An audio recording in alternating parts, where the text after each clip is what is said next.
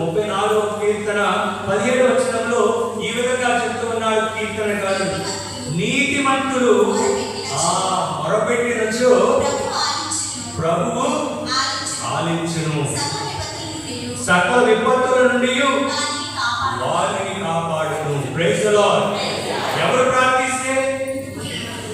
ఎవరు ప్రార్థిస్తే నీతిమంతులు, నిజాయితీగా ధర్మ మార్గంలో, సత్య మార్గంలో, దేవుని యొక్క అనుగ్రహాలతో, దేవుని యొక్క బాటలో, దేవుని యొక్క ఆజ్ఞను తూచా తప్పకుండా పాటించినటువంటి వారి జీవిత ప్రార్థనలో దేవుని వాక్యం చెబుతుంది, నీతిమంతులు ప్రార్థన చేసినప్పుడు దేవుడు ఆలకిస్తాడు.